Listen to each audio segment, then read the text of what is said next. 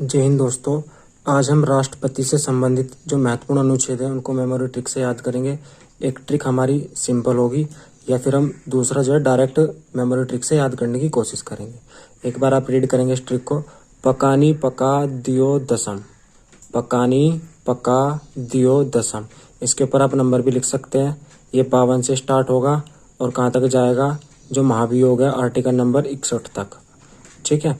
और राष्ट्रपति से संबंधित जो आर्टिकल हैं वो किसके अंतर्गत आते हैं, जो हम भारतीय संविधान में भाग 5 पढ़ते हैं, भाग 5 पढ़ते हैं, जो आर्टिकल नंबर 52 से 151 तक है।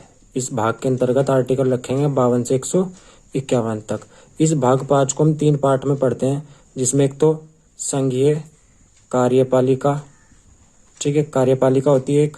दूसरा विधायिका, विधायिका यानी कि जिसमें हम संसद के बारे में पढ़ते हैं, हमारी विधायिका का नाम संसद है। और तीसरी पढ़ते हैं हम न्यायपालिका, ठीक है, न्यायपालिका। तो इससे संबंधित आर्टिकल यानी कि तीनों चीजें हैं। तो हम कार्यपालिका का जो हेड होता है, कार्यपालिका की जो शक्तियां होती है किसमें, राष्ट्रपति में। अब इस राष्ट्रपति से संबंधित हम जो आर्टिकल पूछे जाते हैं पेपर में उसको कवर करते हैं। पहला आर्टिकल नंबर 52, फिर 53, यानी कि आप कहाँ तक लेके जाओगे, 61 तक याद करोगे। तो 52 में आपको ध्यान क्या क्या रखना है, अब इस वाली ट्रिक से पढ़ो एक बार। पै से ध्यान रखना है पद, का से कार्यपालिका, नी से निर्वाचन, फिर निर्वाचन पद्धति, फिर कार्यकाल, दोबारा निर्वाचन, योग्यता, राष्ट्रपति की दशाएं यानी कि दशाएं कैसे होती हैं, और शपथ कब लेता है किस आर्टिकल में, और महाभियोग कब चलता है। तो आर्टिकल आपको पता लग गया 52 से 61 तक है। अब इसको ध्यान कैसे रखना है, आर्टिकल नंबर 52 पद, तो 52 2 नंबर, तो पद है 2 शब्द।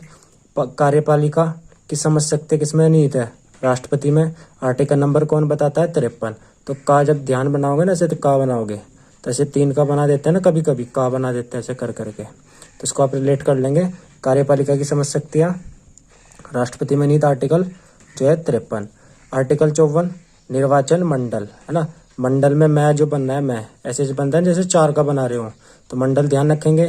निर्वाचन मंडल, निर्वाचन मंडल से कि राष्ट्रपति के जो चुनाव में कौन कौन भाग लेगा, जैसे दिल्ली पांडुचेरी भी शामिल है, और लोकसभा यानी कि संसद वगैरह है जो, वो सब शामिल है। ठीक। उसके बाद 55 आर्टिकल नंबर 55, जो निर्वाचन मंडल में भाग ले रहे हैं वो निर्वाचन, राष्ट्रपति का निर्वाचन कैसे होगा, पद्धति यानी कि वो प्रोसीज क्या होगी, किस प्रोसीज के द्वारा चुनाव करा जाएगा, जो आप पढ़ते हो अनुपातिक प्रणाली वाला। ठीक है। अभी हम आर्टिकल याद कर रहे हैं, उसको फिर आगे डिटेल में पढ़ेंगे राष्ट्रपति के अंतर्गत।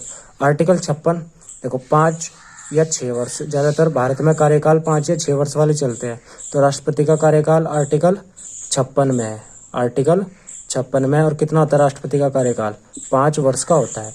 आर्टिकल 57 कहता है कि दोबारा निर्वाचन। देखो 55-54 में निर्वाचन मंडल 4 मंडल की तरह है, 5 में पद्धति, 5 में पद्धति, और 57 में दोबारा साथ देना है, राष्ट्रपति को दोबारा जिताना है तो दोबारा साथ देना पड़ेगा। यानी कि किस आर्टिकल के तहत राष्ट्रपति को कितनी भी बार चुना जा सकता है, आर्टिकल 57 के तहत दोबारा निर्वाचन। आर्टिकल 58 में अर्हता है यानी कि योग्यता है, और जो है राष्ट्रपति की आयु 35 वर्ष होनी चाहिए, भारत का नागरिक होना चाहिए, और किसी भी लाभ के पद पर नहीं होना चाहिए। वो आर्टिकल 58 के अंतर्गत है। आर्टिकल 59 कहता है कि राष्ट्रपति के अनुकूल दशाएं, दशाएं है कि जब राष्ट्रपति शपथ ले लेगा 25 जुलाई को, जैसे अभी किसने ली थी जुलाई, वो 25 जुलाई में शपथ किसने ली है 2022 के अंतर्गत, द्रौपदी मुर्मू ने। अब जब द्रौपदी मुर्मू जिस भी लोकसभा, राज्यसभा, विधानसभा की सदस्य होंगी, उनकी सदस्यता वहां से समाप्त हो जाएगी, क्योंकि वह भारत की राष्ट्रपति हो गई है।